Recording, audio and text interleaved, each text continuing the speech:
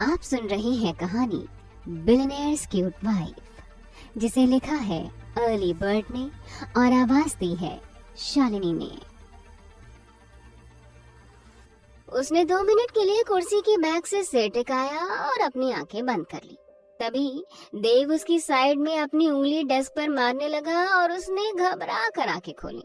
मिसिर, अभी तो ढेर सारी फाइल्स हैं, अभी आपको पूरी फाइल कंप्लीट करके देनी है। हीर गुस्से से बोली। आज तो पक्का चाची मुझे जान से मार देंगी सर, लेकिन मैंने तो। नो मिसिर, अभी के अभी सब चाहिए। ये कहकर उसने फाइल्स आगे रखी और अपने कैबिन की तरफ बढ़ गया। हीर ने घड़ी देखी। शाम के 5 बज चुके थे। उसने मन ही मन कहा, प्लीज भगवान जी आज बचा लेना। चाची ने कहा था 5 बजे से पहले आना, और हीर तो अभी भी यहाँ बैठी है। ये सोचते हुए हीर ने और तेजी से फाइल्स पर काम करना शुरू कर दिया। उसने जल्दबाजी में सारा काम खत्म किया। शाम के 6 बज चुके थे। हीर ने ऑफिस का दरवाजा खटखटाया। देव ने इशारे से उसे अंदर बुलाया और बड़े आराम से कहा, बैठिए मिसिर। लेकिन सर, मुझे अब जाना चाहिए, काफी देर हो गई है। मेरी चाची मेरा इंतजार कर रही होंगी। मैंने कब आपको उम्र भर के लिए रोक दिया है? थोड़ी देर बैठिए, अपनी थकान उतारिए, चाय आने वाली है। पर सर, चाय मैं घर जाकर पीऊंगी, प्लीज मुझे मत रोकिए। हीर के लाख मना करने के बाद भी देव ने उसे रोक लिया। थोड़ी देर में चाय आ गई। हीर ने जल्दी जल्दी गर्म चाय पी ली और बोली, चलिए आप चलिए सर। जबकि देव की आधी चाय भी खत्म नहीं हुई थी। देव मुस्कुराकर बोला, जी मिसिर, लगता है आपको बहुत जल्दी है, चलिए। हीर मन ही मन सोच रही थी, आज तो चाची मेरी सारी चाय निकाल देंगी। जैसे ही देव साथ चलने लगा, हीर घबराई। सब आप किधर? देव ने कहा, आपको छोड़ देता हूँ, इस वक्त आप अकेले थोड़े जाएंगी। नहीं सर, मैं चली जाऊंगी, हीर मुश्किल से बोली। देव ने उसके बाद अनसुनी करते हुए कहा, जी नहीं, आप मेरे साथ चलेंगी। हीर के पास कोई चारा नहीं था। जैसे ही देव ने दरवाजा खोला, हीर उसकी खुशबू महसूस करने लगी। देव ने अचानक पीछे से कहा, मिसिर, थोड़ी ऑक्सीजन हमारे लिए भी छोड़ दीजिए। थोड़ी देर में दोनों गाड़ी में बैठ गए। देव के बगल में बैठना हीर के लिए किसी ख्वाब से कम नहीं था। हीर मन ही मन सोच रही थी, शाम के 6 बज गए, ऊपर से लड़के के साथ घर जाना, आज तो चाची जान ही ले लेंगी। देव ने हीर की घबराहट भांपते हुए मजाक किया, क्या हुआ मिसिर, एसी सही नहीं चल रहा?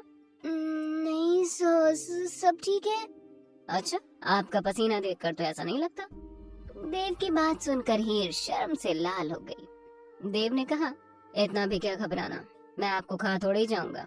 हीर कोई बहाना ढूंढने लगी। नहीं सब बस वैसे ही। देव ने मुस्कुराते हुए कहा, चलिए कोई बात नहीं। गाड़ी एक आम कॉलोनी में आकर रुकी। जैसे ही गाड़ी रुकी, हीर जल्दी जल्दी घर की ओर भागी। देव ने चिल्लाकर कहा, मिसिर। हीर पलटी और बोली, जी सर। घर भी नहीं बुलाएंगे? देव ने चिढ़ते हुए कहा। हीर ने फॉर्मेलिटी के लिए कहा, जी सर आइए अंदर। देव हीर की हालत का फायदा उठाते हुए बोला, चलिए। हीर ने डरते डरते दरवाजा खटखटाया। उसके चाचा ने दरवाजा खोला और चिल्लाई, तुम्हें टाइम नहीं दिखता? शुक्र करो तुम्हारी चाची यहाँ नहीं है। लेकिन जैसे ही उन्होंने देव को देखा, उनकी आवाज बंद हो गई। ये मेरे बॉस है, ग्रुप इंडस्ट्रीज के मालिक। हीर झूठ बोलते हुए बोली, अरे वही जो टीवी में आते हैं। जी चाचा जी। चाचा देव को अंदर बुलाने लगे, लेकिन देव ने कहा, थैंक यू, बस हीर को छोड़ने आया था। चले मिसिर, कल ऑफिस आ जाना। देव अपनी गाड़ी लेकर चला गया। हीर के चाचा ने गुस्से में उसे डांटा, रात को लड़कों के साथ घूमना ठीक नहीं है। तुम्हारी चाची को पता चला तो बहुत बुरा होगा। जाओ अपना काम खत्म करो। हीर चुपचाप अंदर चली गई। हीर एक साधारण लड़की थी, लेकिन उसकी खूबसूरती और मासूमियत किसी परी से कम नहीं थी। उसके माता पिता के गुजरने के बाद चाचा चाची उसे लालच में अपने साथ ले आए। दूसरी ओर देव रंधावा बिजनेस की दुनिया का चमकता सितारा और मोस्ट एलिजिबल बैचलर था। उसकी कंपनी में हीर एक मामूली कर्मचारी थी। देव अपने बिस्तर पर लेटा छत को घूर रहा था। उसकी सोच में सिर्फ हीर का चेहरा था। उसने महसूस किया कि उसे प्यार हो गया है, लेकिन वो उलझन में था। क्या ये एक तरफा है, क्योंकि जब भी मैं करीब आता हूँ हीर मुझसे दूर भागती है। देव ने खुद से वादा किया कि वो हीर के दिल को समझेगा। उसे यकीन था ये सिर्फ खूबसूरती का आकर्षण नहीं बल्कि सच्चा प्यार था।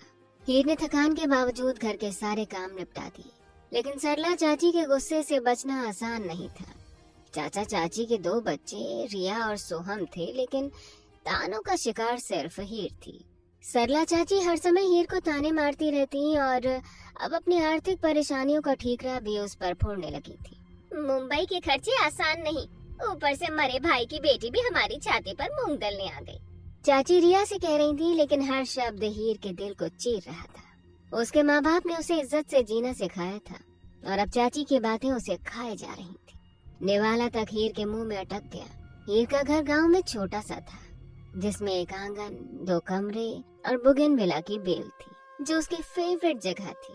चमेली के सफेद फूलों की खुशबू से घर महकता था।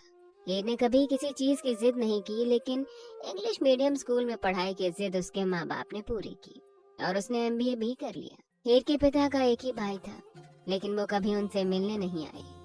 हीर की जिंदगी शांत और खुशहाल थी।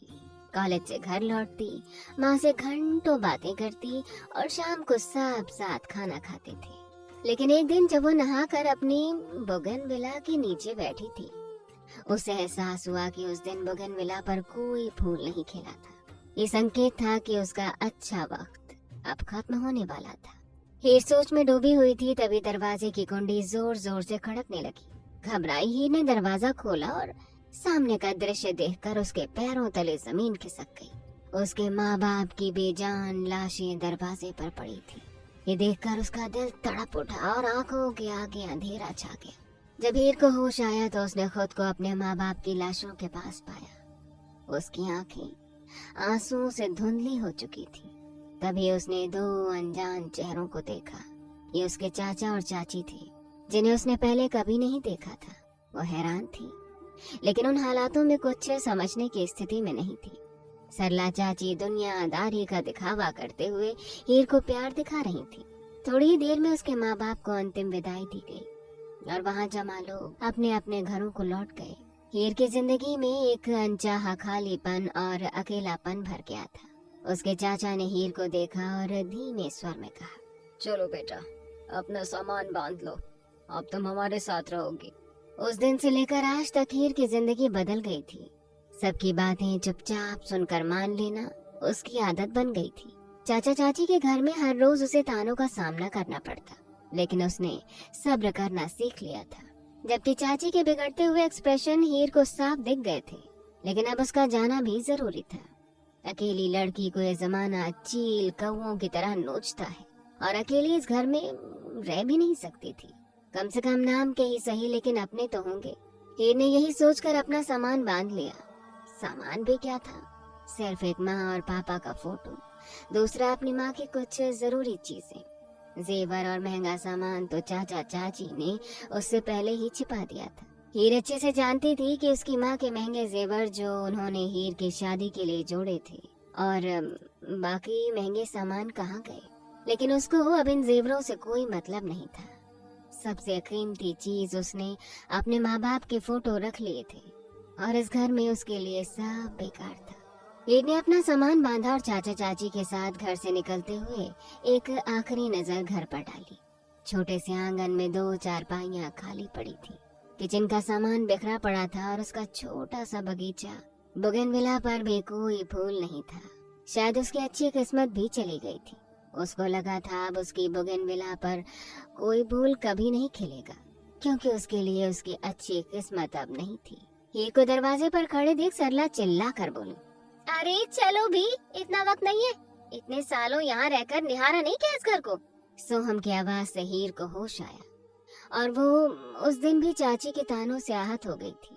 हीर ने ठान लिया कि अब वो नौकरी करेगी, क्योंकि चाची के ताने सहना मुश्किल हो गया था। घर के काम जैसे बर्तन धोना और खाना बनाना अब उसकी जिम्मेदारी बन गई थी और चाची उसे लगातार जलील करती थी। हीर ने नौकरी की तलाश शुरू कर दी और पहले ही दिन एक बड़ी कंपनी में नौकरी पाली, जिसका CEO देव सिंघानिया था। उसकी क्वालिफिकेशन के कारण उसे तुरंत काम मिल गया। उस दिन हीर का मन हल्का हुआ। क्योंकि अब उसे घर में इज्जत की रोटी मिलती। लेकिन घर लौटने पर चाची ने उसके खाने पीने पर भी ताने मारने शुरू कर दी, जिससे हीर का संकल्प और मजबूत हो गया। हीर की जब नौकरी लगी उसने तब देव को नहीं देखा था। देव के पापा ने उसका इंटरव्यू लिया था और देव के पापा भले आदमी थे। उन्हें हीर के बात करने का ढंग सबसे ज्यादा पसंद आया था, जिसकी वजह से हीर को जाते ही एक अच्छी नौकरी मिल गई थी। हीर ने सोचा था सबसे पहले ये खबर चाची को देगी, और यही हुआ भी था। हीर कुछ पिज्जा और खाने पीने की चीजें ले गई थी। हीर के हाथों में इतना सामान देखकर हीर को उम्मीद के मुताबिक जवाब मिल गया था।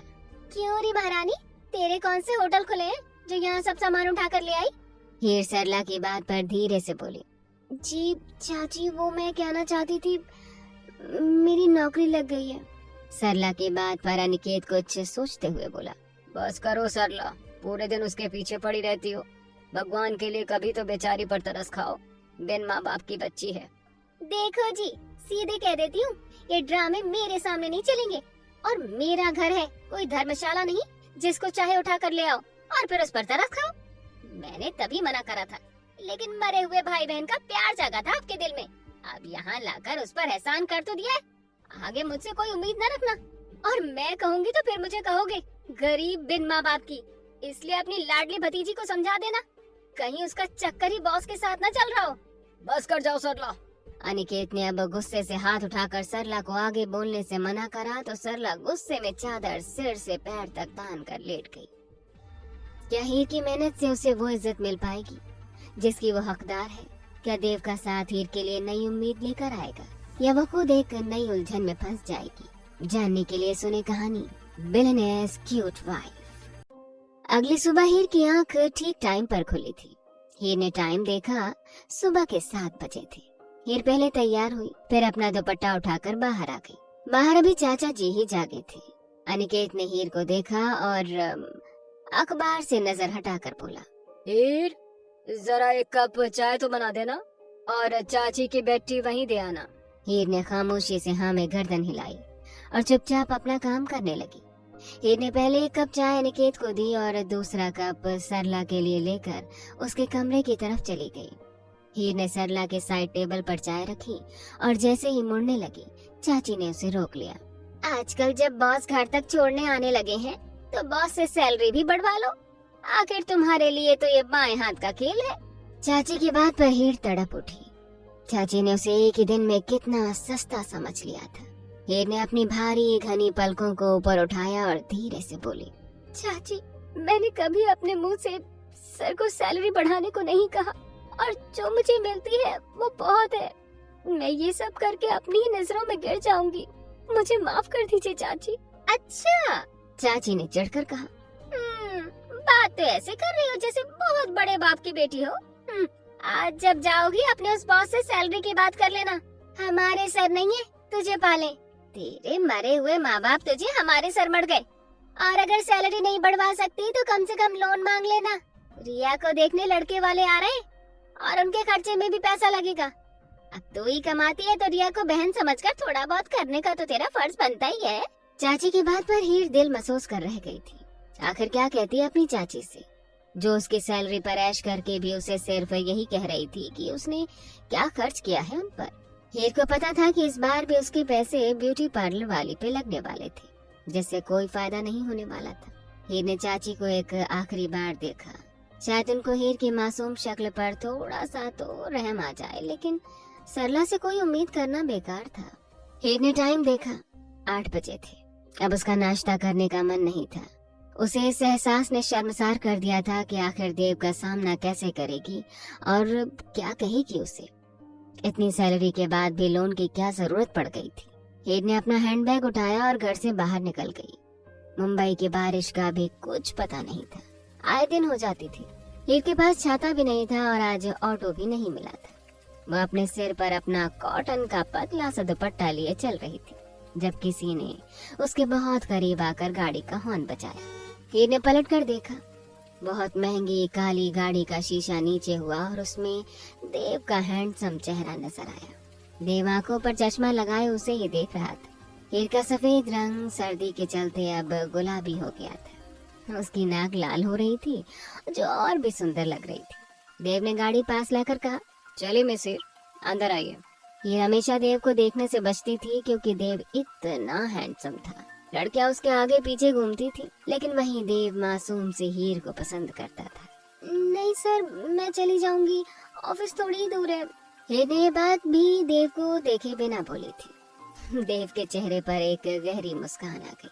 उसने फिर से हीर को देखा और इस बार थोड़ा गुस्से से बोला, मिसिर, ये मेरा ऑर्डर है, गाड़ी में आइए अभी। देव से हीर की हालत बिल्कुल नहीं देखी जा रही थी और ऊपर से सड़क पर चलने वाले लोग हीर को किसी प्यासे की तरह देख रहे थे। हीर को भी अपने आसपास देखकर एहसास हुआ और वो एक सेकंड में देव के बराबर में आकर बैठ गई। मिसिर, लगता है आपको बात थोड़ा देर से समझ में आती है। ऐसा मुझसे मिलकर हुआ है या बचपन से ही आप ऐसी हैं? नहीं तो सर। फिर से देव के सामने आकर हीर की जुबान को ब्रेक लग गए थे। देव का चाम ही ऐसा था, वो सामने वाले की चोरी पकड़ने में माहिर था। हीर को हकलाता देख देव फिर से बड़े प्यार से बोला, तो मिसिर, अभी तक तो आप ऑफिस पहुंचने के लिए तैयार थी, लेकिन आपको कांपता देख मुझे तो ऐसा नहीं लगता। देव की बात पर हीर ने खुद पर गौर किया, तब जाकर उसे समझ में आया कि वो कितनी बुरी तरह कांप रही थी, जबकि देव की गाड़ी का हीटर ऑन था। हीर को अब देव से बहुत ज्यादा शर्म आ रही थी। नहीं सर, बस शायद हल्की सी सर्दी लग गई है। देव ने हीर को अभी तक देखा नहीं था, उसकी नजरें सामने की तरफ थी। कोई बात नहीं मिसिर, ऑफिस जाकर चेंज कर लेना। देव की बात पर हीर अपने हाथों की उंगलियां मोड़ने लगी। देव की गाड़ी में उसके परफ्यूम की एक अलग सी महक थी। हीर का मन करता कि ऐसे ही उम्र भर देव के पास बैठी रहे और अपनी जिंदगी उसके साथ गुजार दे, लेकिन हीर को लगता था कि ये सपने वो सिर्फ देख सकती थी। इन सपनों का पूरा होना नामुमकिन था। कहाँ देव जो हजारों करोड़ों का अकेला मालिक था, और कहाँ हीर जिसके सिर पर अपनी छत भी नहीं थी। हीर को सोच में गुम देख देव फिर से बोला, लगता है मिसिर, आपको सोचने का बहुत ज्यादा शौक है, तभी तो हर थोड़ी देर बाद आप कुछ सोचने लग जाती हैं। चलिए, ऑफिस आ गया। देव की बात पर हीर ने अपने सामने देखा, जहाँ देव का आलीशान ऑफिस नजर आ रहा था। जी। हीर ने देव को देखा और अपना पर्स उठाकर अपने लंबे लंबे कदम उठाती ऑफिस की तरफ बढ़ गई। ये लीजिए, मेरी सिस्टर की ड्रेस है, आज ही कलेक्ट करके सीधा आ रहा था बुटीक से, आप इसमें चेंज कर लीजिए। देव ने कहा। पिंक कलर की एक वन पीस ड्रेस काफी खूबसूरत थी। इधर सरला टीवी के सामने बैठी थी, जब उसकी पड़ोसन सीमा उसके पास आकर बैठ गई। अरे आइए आइए सीमा बहन, क्या बात है, बड़े दिन बाद दिखाई पड़ी हो। सरला की बात पर सीमा उसके पास बैठते हुए बोली, बस क्या बताऊं सरला, टाइम ही नहीं मिलता। तुम बताओ, आजकल तो बड़े अमीर लोगों के घर में चक्कर लग रहे हैं। सीमा का इशारा रिया की ससुराल वालों की तरफ था। सीमा की बात पर सरला के बदन में आग लग गई। वो गुस्से से बोली, क्या करूं सीमा, मेरी बेटी रिया है ही इतनी सुंदर और गुणवान कि जो देखता है रिश्ता मांगने आ जाता है। अब मैंने तो बहुत मना किया था, बताओ अभी उम्र ही क्या है बच्ची की, लेकिन वो लोग माने ही नहीं। सरला ने साफ झूठ बोला था। सीमा ने कहा, वैसे तुम्हें बुरी तो लगेगी सरला बहन, लेकिन समाज का भी तो ख्याल करना चाहिए। बताओ, बड़ी लड़की है घर में, भले ही अनिकेत भाई साहब के भाई की बेटी है, लेकिन है तुम्हारा ही खून। पहले तो उसकी शादी करवानी चाहिए थी, रिया तो फिर भी छोटी थी। सरला की चिंता का कारण वही था और सीमा ने वही बात कह दी। क्या करूं सीमा, मेरी गलती थोड़ी है इसमें। अब तुम खुद बताओ, जिस लड़की को हमने अपने घर में रखा उसका रिश्ता भी करवा देते, लेकिन अब उसका कोई रिश्ता आता ही नहीं। सरला की बात पर सीमा कुछ सोचते हुए बोली, वैसे मेरी नजर में बहुत अच्छा रिश्ता है। अगर तुम चाहो तो मैं कल ही लड़के वालों को भेज देती हूँ। अच्छा खासा कमाता है लड़का और बड़ी अच्छी फैमिली है, हीर के लिए सही रहेगा। बिल्कुल नहीं सीमा, हमसे दुनियादारी के ताने नहीं सुने जाएंगे। जवान लड़की है, अब देखो तुम घर की हो, सिर्फ इसलिए बता रही हूँ, किसी को बता मत देना जाकर। हीर के रंग ढंग कुछ सही नहीं है। अब ये तो तुम भी देखती हो, रोज देर से घर आना और ऊपर से अब तो लड़कों के साथ घर आने लगी। बस भगवान बचाए ऐसी लड़कियों से। हमारी तो जिम्मेदारी है, निभानी पड़ रही है, लेकिन हम जानते बूझते कैसे और किसी को इस तूफान में धकेल दें। क्या सच में? सीमा के तो पैरों तले जमीन ही खिसक गई। उसने कब सोचा था कि मासूम सी दिखने वाली हीर इतनी चालाक निकलेगी। सीमा तो ये सोच रही थी कि अगर सरला आनाकानी ना करे तो अपने ही बेटे से हीर का रिश्ता कर देगी, लेकिन यहाँ तो कुछ और ही पता चला था। सीमा धीरे से बोली, तुम्हारा बहुत बहुत शुक्रिया सरला बहन, मुझे इतनी बड़ी मुसीबत से बचा लिया। मैं तो अनर्थ करने चली थी। ये कहकर सीमा मिनट से पहले उठ गई। सरला मुस्कुराकर बोली, अरे सीमा बहन, चाय तो पीती जाओ। लेकिन सीमा ने एक नहीं सुनी। सरला मुस्कुराकर खुद से बोली, बहुत शौक है ना तुझे मेरी बेटी का हक मारने का। मैंने भी तुझे हर जगह बदनाम न कर दिया तो मेरा नाम भी सरला नहीं, बैठी रहेगी कुंवारी। इधर हीर ने कपड़े बदलकर सबसे पहले देव की भेजी फाइल पर काम करने का सोचा था। तभी किसी ने धीरे से दरवाजा नॉक किया। अब अंदर आ जाइए, हीर ने कहा। सामने एक नौकर खड़ा था जो हाथ में गर्मा गर्म भाप उड़ाती कॉफी लिए हीर को ही देख रहा था। मैम, ये सर ने भेजी है और ये भी कहा है आप ये फाइल किसी नौकर को न देकर खुद सर को देने जाएं। नौकर ने कहा। जितना हीर देव का सामना करने से कतराती थी, देव ने भी कसम खा रखी थी कि वो हीर को परेशान करेगा। जी ठीक है, मैं चली जाऊंगी। हीर ने नौकर को देखा जो उसके ही इंतजार में खड़ा था। थोड़ी देर बाद नौकर खामोशी से चला गया। हीर ने पहले तो कॉफी खत्म की और दिल ही दिल में देव का शुक्रिया अदा किया। कॉफी पीकर उसे बहुत राहत मिली थी। थोड़ी ही देर में हीर की कुछ फाइलें तैयार हो गईं। अब बारी थी उन्हें देव तक पहुंचाने की। हीर ने फाइल उठाई और देव के कैबिन की तरफ कदम बढ़ा दिए। हीर ने देव के कैबिन के सामने गहरी सांस ली और खुद को देव के सामने जाने के लिए तैयार किया। दिल की धड़कन बढ़ी हुई थी और उसने ग्लास डोर पर खटखटाना शुरू कर दिया। यस, कम इन। अंदर से देव की आवाज आई। हीर ने दरवाजा धकेला और अंदर कदम बढ़ाए। देव की नजरें हीर को ही निहार रही थीं।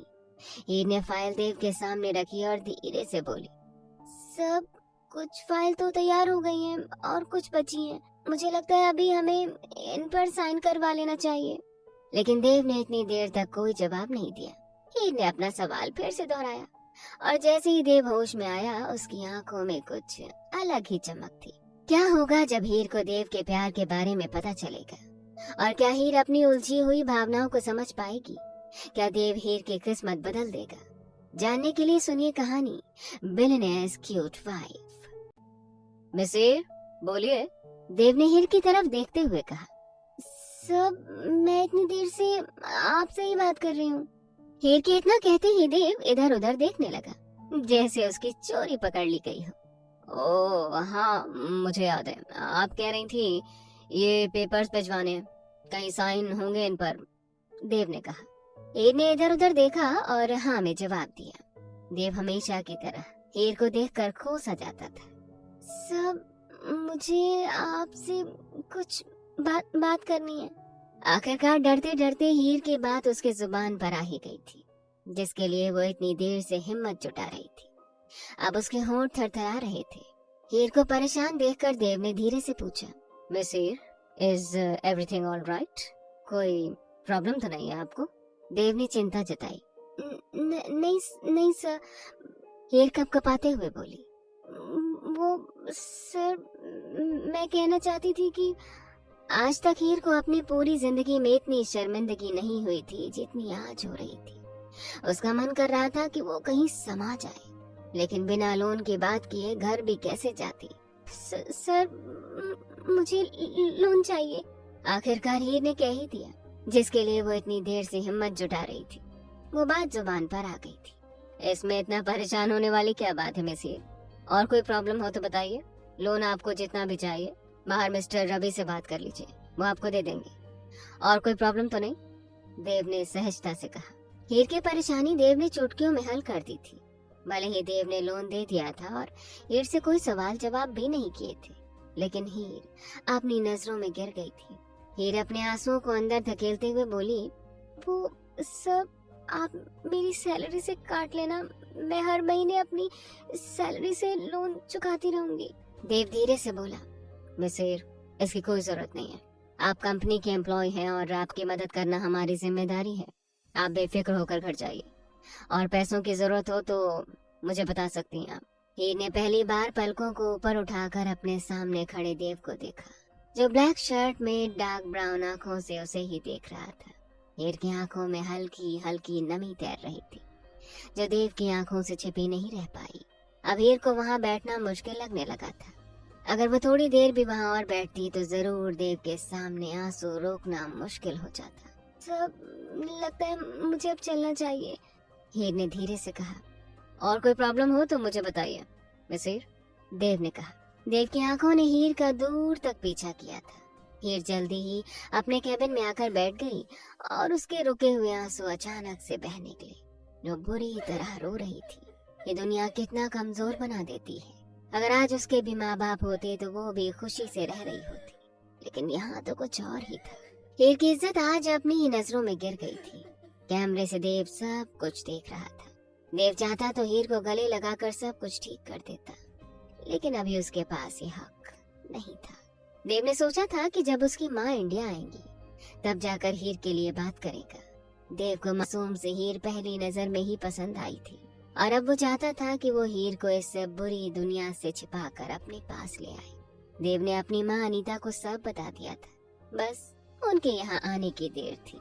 देव अच्छे से जानता था कि हीर के माँ बाप नहीं हैं, लेकिन उसने कभी हीर से उसकी चाची या किसी और के बारे में जानने की जरूरत नहीं समझी थी।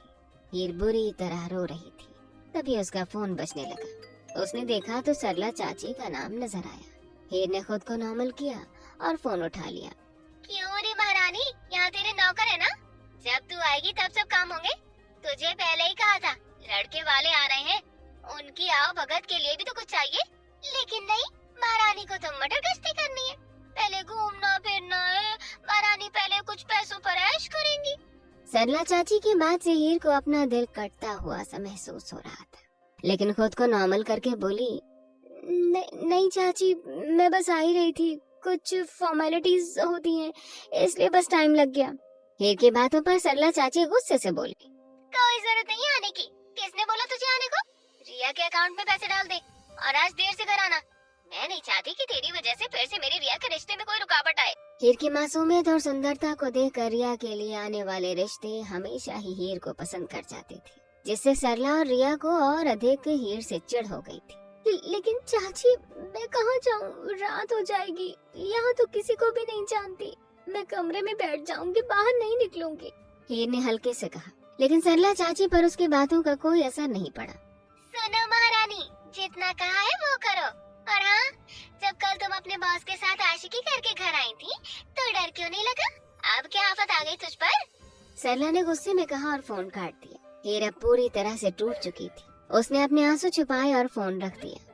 वो बुरी तरह रो रही थी, उसकी आंखें लाल हो चुकी थी। देव अब हीर को ऐसे देख नहीं सका।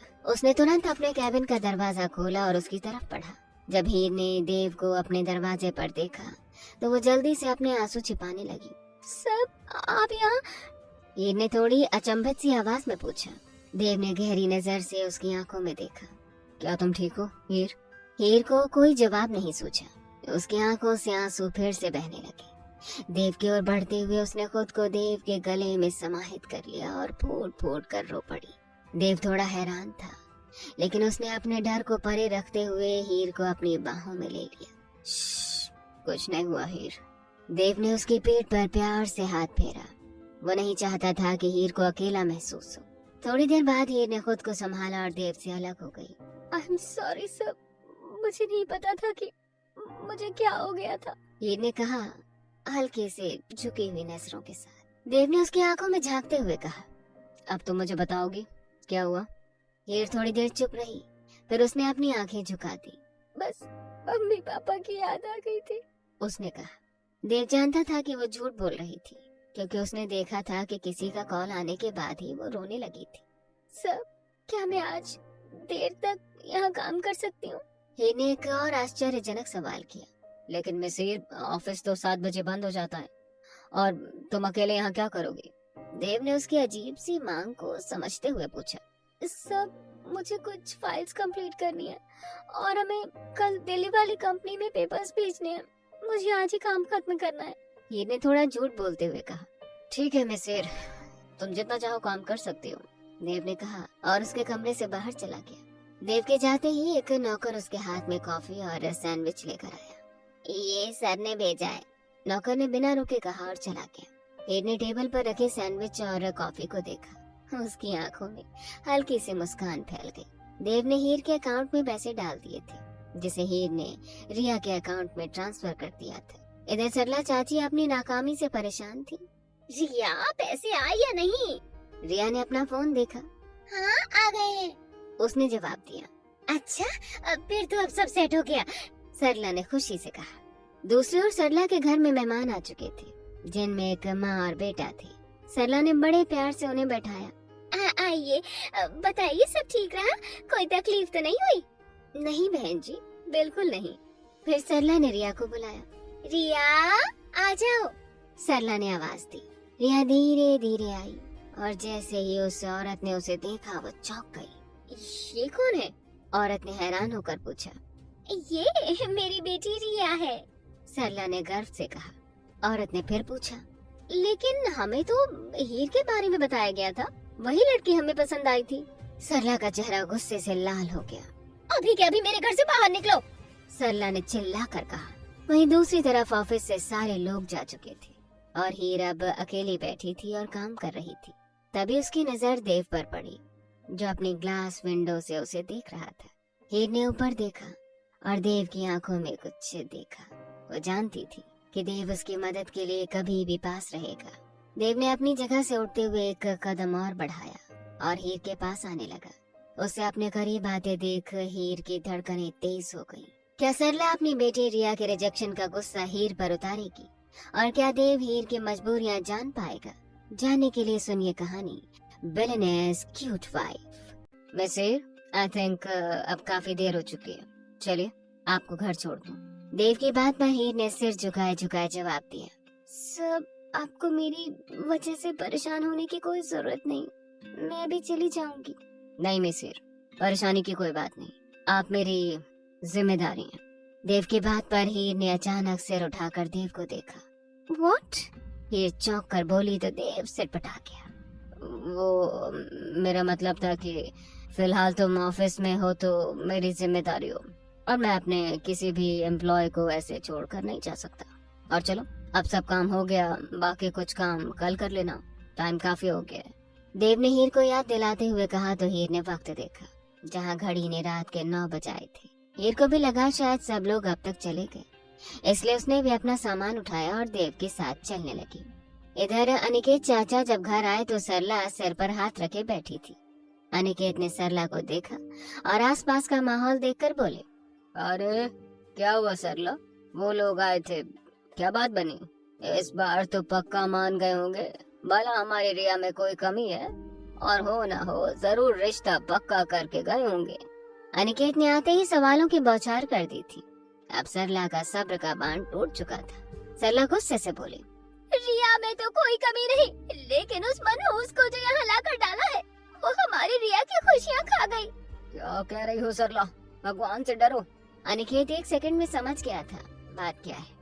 वो बच्ची यहाँ थी भी नहीं, और नहीं पसंद आई रिया तो कोई बात नहीं। अगर वो लोग हीर को देखने की मांग कर रहे थे तो तुम हीर को दिखा देती।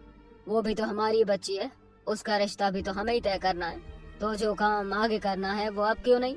अनिकेत की बात पर जैसे सरला की भौहें तन गई थी। क्या कहा आपने? मैं अपनी रिया के आने वाले अमीर घर के रिश्तों को आपकी उस मनहूस भतीजी को दे दूं? मैं धूप में कैसे कैसे रिश्ते करने वाले से बात कर करके अच्छे घरों के रिश्ते लाती हूँ, और आपकी मनहूस कलमुही को वहाँ ब्याह दूं? मत्ता खराब नहीं मेरा। और रही बात उसका ब्याह करने की, तो हमारे सिर नहीं है, यहीं रह रह के कवारी मर जाए।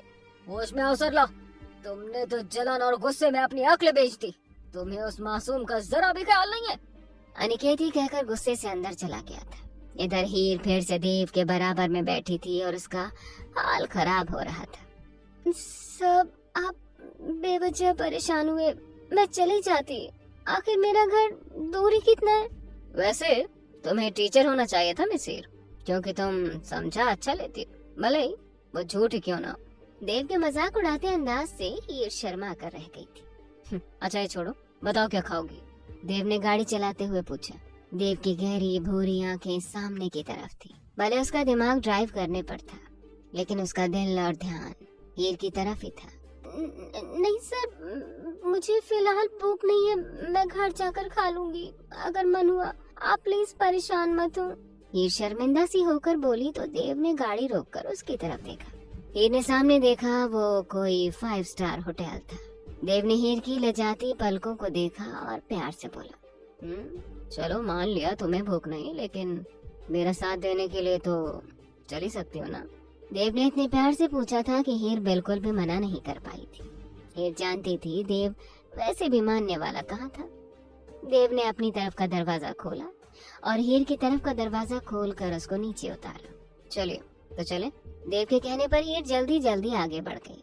देव इतना हैंडसम था, हर लड़की उसको नजर घुमा घुमा के देखती थी। देव हीर के साथ ज्यादातर अकेला ही होता था, वरना उसके गार्ड हमेशा उसके साथ रहते थे। देव ने वीआईपी सीट देखी जो पहले से बुक थी। देव ने हीर को बैठाया और खुद उसके सामने आकर बैठ गया। हीर को वैसे ही इतना अनकंफर्टेबल लग रहा था, ऊपर से देव की आंखें भी उसके ही ऊपर थी। तो बताइए, क्या खाना पसंद करेंगी आप? देव के सवाल पर हीर ने पेड़ से नजरें झुकाए ही जवाब दिया, सब जो आप कहेंगे मैं वही खा लूंगी। प्लीज, आप यहाँ अपने लिए आए हैं, जल्दी से कुछ खा लीजिए, घर पर सब मेरा वेट कर रहे होंगे। देव ने खुद ही काफी कुछ ऑर्डर कर दिया था और अब जबरदस्ती हीर को ठुसा ठुसा के खिला भी रहा था। अरे मिस हीर, आपने ये तो ट्राई नहीं करा, बहुत फेमस है, यहाँ का बेस्ट चाइनीज है। हीर का पेट वैसे ही चिड़िया जैसा था बेचारी का, जो थोड़ी ही देर में भर जाता था। थोड़ी ही देर में देव ने हीर को जबरदस्ती करके सब खिला दिया था। दोनों होटल से निकलकर बाहर आ गए जब हीर का पैर फिसला और वो बुरी तरह गिरती अगर देव की मजबूत बाहें उसको थाम न लेती। हीर देव की बाहों में छिपी कांप रही थी और देव के हाथ हीर की खुली कमर पर थे। आज हीर को छूकर देव को एक अलग सा एहसास हुआ था, ऐसा एहसास जो किसी के साथ नहीं हुआ था। देव का दिल उसको आगे बढ़ने के लिए मजबूर कर रहा था और हीर के गुलाबी नाजुक होंठ उसको बुला रहे थे। देव से कंट्रोल करना मुश्किल हो रहा था और उसने अचानक ही हीर के सिर पर अपने होंठ रख दिए और जैसे हीर सिहर उठी।